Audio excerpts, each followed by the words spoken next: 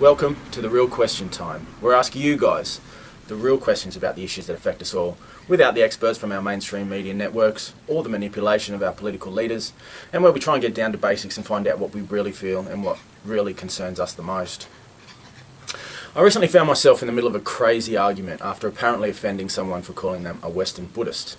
I didn't even really call them that, in fact. Rather, it was just a reference to the context of Buddhism being studied in the West. It rapidly developed into a heated argument, and honestly, I still today don't understand what's so offensive about it. I think it was the fact that someone claiming to be a pacifist would react with such abrupt hostility that surprised me the most. I suggested she was being the tad oversensitive, and well, it just deteriorated and got all weird and silly from there. She claimed she was not a Westerner, but a person of this world, so I hinted that she is what? An earthling? She responded by saying she was half Thai because she had previously lived in Thailand, despite being an Australian-born white Caucasian. I showed her my tattoo of Buddha in a gesture of solidarity, to which she replied was sacrilegious, as I'm not as good as Buddha, which I thought was just rude, as it seemed she could pluck and interpret the texts and symbols to her convenience, but I couldn't. Despite my instincts to dig my heels in, I instead took a walk and gave it some thought to try and understand where she was coming from. Clearly she believed I suggested she was a hypocrite, or words to that effect. Yet that's not what I was doing at all. I was simply curious as to how Westerners who practice Buddhism fit their spiritual beliefs into their capitalist lives, as I'd read a lot of conflicting information between the philosophies taught and the realities of life in Western civilization. I had seen successful and wealthy Buddhists on television who claimed their wealth and success could be attributed to the teachings of Buddha. And to me at the time it all sounded a bit against the grain, as my understanding of Buddhism was about stepping off the wheel of karma by the removal of temptation, ego and greed. And where to fully gain enlightenment one must shed him or herself of all material possessions, just to get started. I understand, of course, not everyone is a monk, but the basic principles I understand remain the same. At the time I compared the superficiality of less committed followers of other biblical texts, where it seems many followers pick the verses and phrases that support their view and just ignore the contradictory ones. Christian Lander writes about stuff white people like in his new book, and he writes that among many things white people like are religions their parents don't belong to, or any religion that doesn't involve Jesus. He then goes on to mention Buddhism as a popular choice. When a white person tells you I'm a Buddhist, Hindu, Kabbalist, apparently the best thing to do is to ask how they arrived at their religious decision, as the story will most likely involve a trip to Thailand or a college class on religion. At least according to one random blog I stumbled across, where the author was complaining that while Buddhism is popular in the West nowadays, it's still not taken seriously as a religion. And while sincere and dedicated practice does exist, there's also a lot of superficiality. I spent time with monks in Thailand and Cambodia myself, actually, including an educational 2 weeks in a Bangkok monastery with a monk who seemed to be a master of just about everything on planet Earth, albeit with a severe tea drinking problem, and I spent the majority of the time there busting for a piss. He would watch my movements closely and ask subtle questions before proceeding to pierce all my materialistic barriers with his dagger heart revelations about my deeper secrets and my soul. Stuff I never expected would grace the lips of another human being. The experience turned what I thought I knew about the world on its head. The changes were subtle, but after walking out from the peace and tranquility inside those walls back into the chaos of Bangkok streets, I realised it did have a kind of soothing and calming effect on me, and the mayhem of the city just washed right off as I passed through it. Well, for a time anyways. Like so many other young travellers returning to their countries of origin after a similar experience, I thought it would be cool to become a Buddhist. So I started ticking that box on the census, did some reading, tried meditating, which I now admit all these years later I never really managed to do. Until eventually I just fell back into my old habits, albeit with a tale to tell.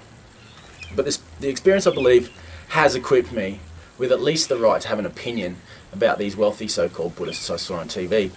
And at that time, in my less corrupted youth, I thought that they were babbling a load of hypocrisy, preaching one thing, yet doing another. Now, if Tibetan Buddhism differs from Thai Buddhism, is it not okay to assume there are differences again to those philosophies taught, for example, here in Australia, considering the structure and history of the society is different? I mean, we don't have monks walking the streets here. Students are not commonly ordained when they complete their secondary schooling and spend a period of time focusing on religious education. Allegedly, according to several sources on the net anyway, lamas in the West, even though they draw on traditional Buddhism, are in fact attempting to create a new style of Buddhist practice. One controversial lama claimed in his teachings that his intention was to strip the ethnic baggage away from traditional methods of working with the mind, and to deliver the essence of those teachings to his Western students. Australia is, of course, a society that was founded on a Protestant faith, and I believe the majority of Aussies have been christened, whether they believe in the church or not. Please correct me if I'm wrong. Another interesting observation is that consumer holidays are in fact ceremonious days in the Christian tradition. And in the modern age, the buying of gifts is the norm, which of course promotes greed and therefore aids the capitalist agenda. I wonder how many self-proclaimed and self-righteous Buddhists still participate in this tradition. Interesting also that there are articles on the net that suggest Buddha himself was actually originally an atheist. Love to hear some more about that one from all you beautiful people out there. Obviously the beliefs about the afterlife differ greatly. Reincarnation, in fact, is a topic I'd like to discuss further at a later date in a separate video. Anyway, moving on. So if Buddhism is a 3,000-year-old teaching, has it modernised as times, politics and technology has changed?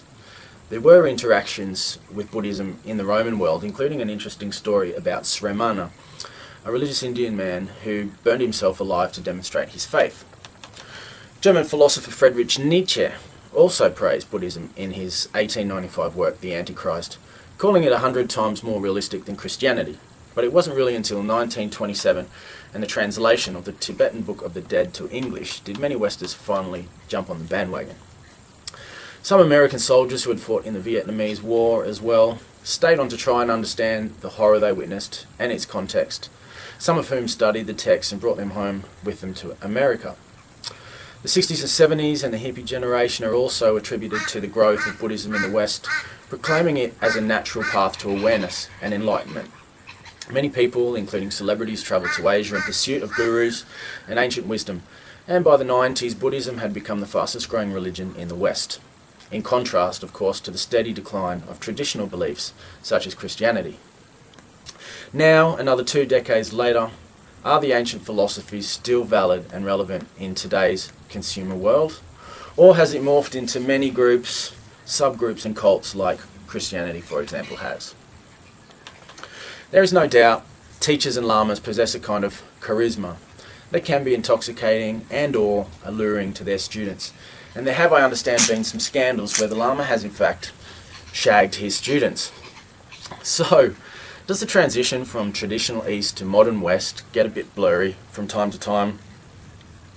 Allegedly, these kinds of scandals are, quote, most likely to occur in organisations that are in transition between the pure forms of charismatic authority that brought them into being and more rational corporate forms of organisation.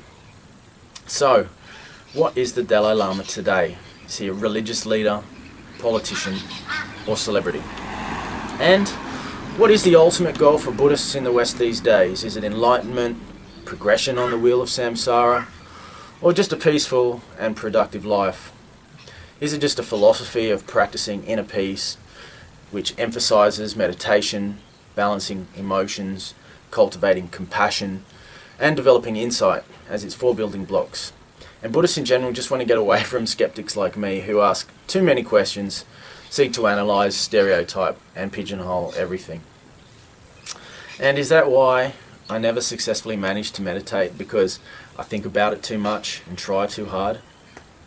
Is my Buddha tattoo sacrilegious, even if I don't claim to be a Buddhist, and in fact it has another meaning to me altogether?